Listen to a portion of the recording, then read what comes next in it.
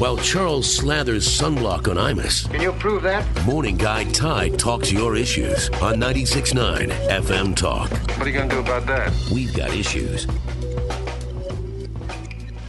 7:34 now, creeping up to 7:34. This one a little cooler than it's been in Boston, only in the mid-70s today, and it's a lot less humid.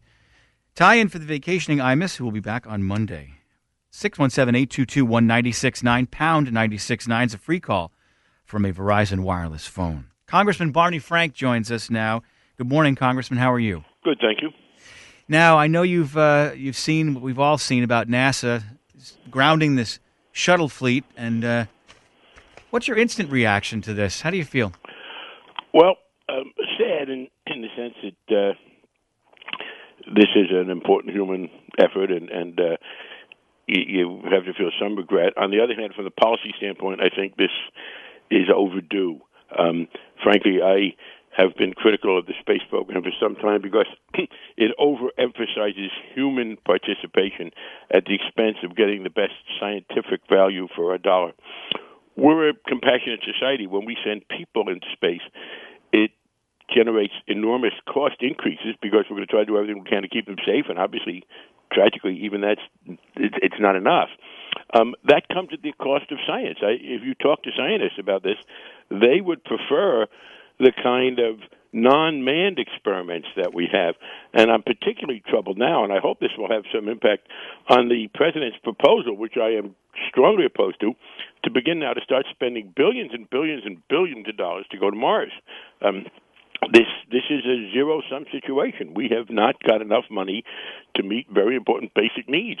And in the current authorization bill for NASA, it set aside $1.3 billion for the year to start going towards Mars. I voted against it. Mm-hmm. And I'm hoping that this will lead us to a re-examination. Yes, space is important. Aeronautic research is important. But you get much more for your money if you focus on the scientific value, on what it can mean for health, what it can mean for productivity. And the man part is more psychological than scientific.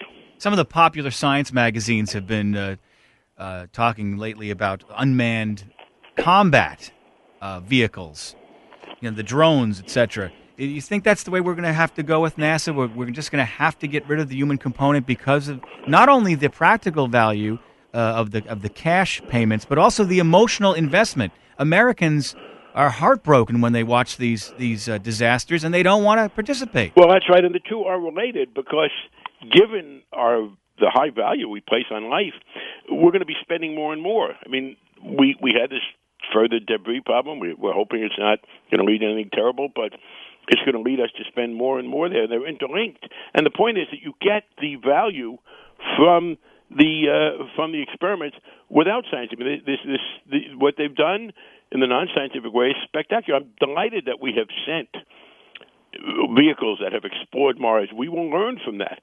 But it is the case that adding the human beings, frankly, all you do by putting human beings in space, essentially, or most of what you do, is to prove that human beings can be put in space. Well, then why do they keep doing it?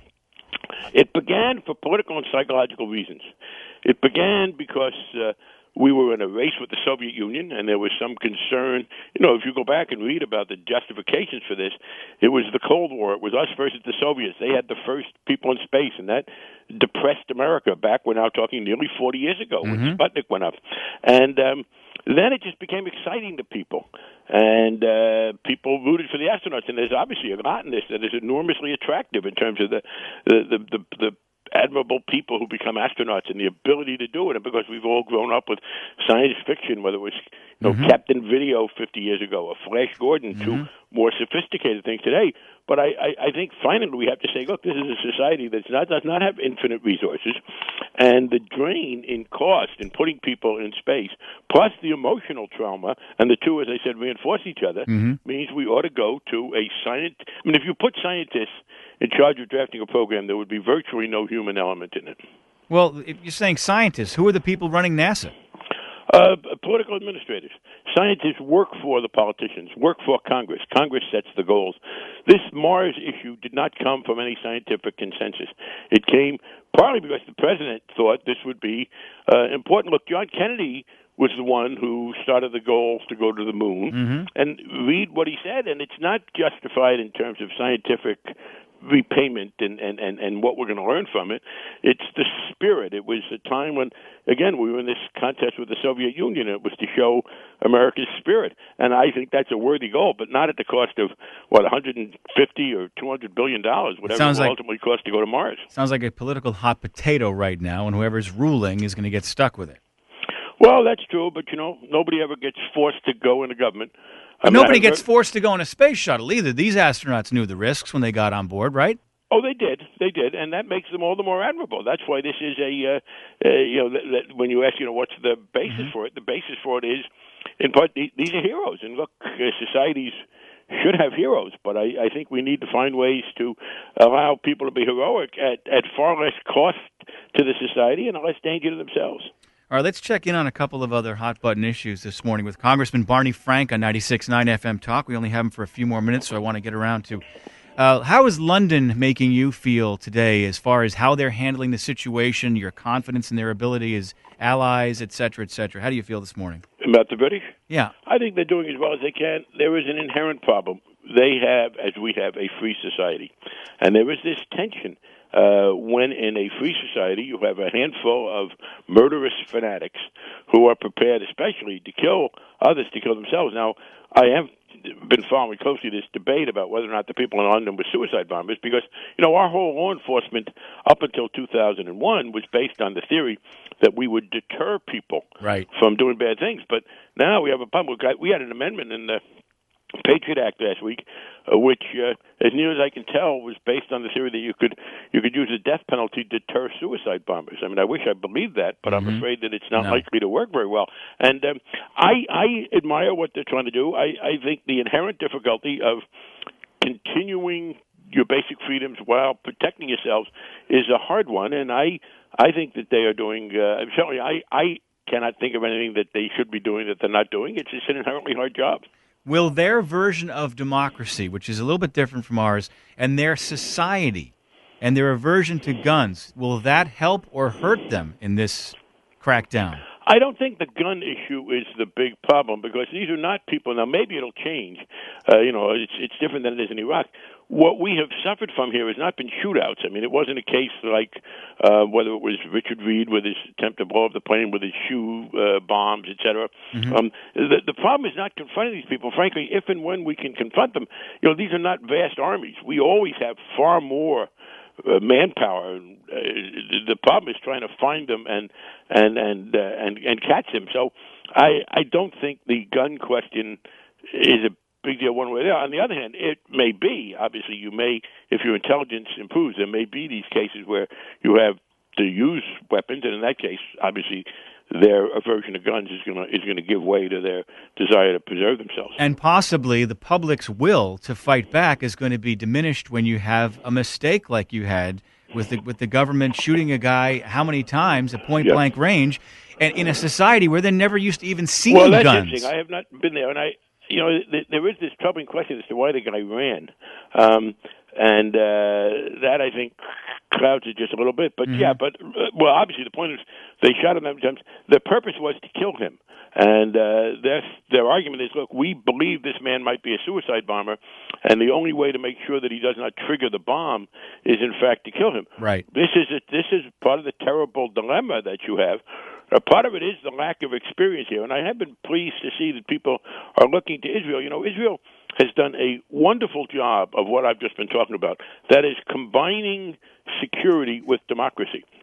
And yet, it's the bus bombing capital of the world. It still seems to happen on a regular basis. That's not any failure on their part. No, but part. It's impossible to stop certain things, isn't it true? Some events... Impossible to stop it totally, but possible, in fact... You can reduce it substantially, and Israel has had a great deal of success in reducing it. Yes, they are besieged, But the point is that they are very effective, and Americans and British and others are trying to learn from them. Mm-hmm. You know, the Israeli High Court, the Supreme Court of Israel, for these purposes, it's called the Israeli High Court, has issued a number of opinions quite carefully restricting what the police can do, and they look and say, okay, this you can do and this you can't do. And so what I'm saying is that Israel does show that you can substantially reduce this without giving up your freedom. You can't get rid of it altogether. That's a sad fact. Yeah, it's a nation at war continuously. But let's just get, before we have to lose you this morning, give us some quick impressions of Roberts and what's going to happen. Well, he is obviously a very deeply conservative man. I think George Bush is now halfway, if he gets Roberts confirmed, as it appears that he will. I'd vote against him if I were there, but I think he's going to get confirmed. And people should understand, you know, the day George Bush got reelected president, with that came the ability to name justices. The right of abortion as a constitutional right for a woman to decide, that's got a 2-vote margin on the Supreme Court, or it has had. That's now going to be down to 1. I don't think there's any question. Bush knows what he's doing. He knows that this guy is a very conservative guy who's going to vote to overturn O'Connor's view on abortion. He's going to vote to overturn O'Connor's view on limiting the extent to which government can impose religious observances on people. But can you negate him based on ideology? If he's qualified, he's got credentials. Oh, yes, ideology. Look, the Supreme Court is not, you're not hiring a mechanic. You're not hiring someone to be your lawyer. The Supreme Court is a place where ideology counts. Now, he may win, but it's totally legitimate to say, look, I don't want this person to be a Supreme Court justice because I fundamentally disagree with how he's going to decide. These are policy positions. And, you know, we know by now, bring to the court this or that version. I think it's entirely legitimate to vote against someone for the Supreme Court based on the fact that you violently disagree with everything he or she's going to do. Every time I talk to you, I feel like I'm whacking the bee's nest, and we can talk about all day long about it, but I know the clock is unfortunately, not... I have an 8 o'clock appointment that I have to rush off to. Thank you, Congressman Frank. I appreciate it. All right, Ty. All right. Take care. That's the best part. He always says, we'll do it again. And I've had an ongoing interview relationship with all the congressmen in Massachusetts, but Congressman Frank was one that in a previous talk show was always available, along with, as I said, others in Massachusetts, to stir it up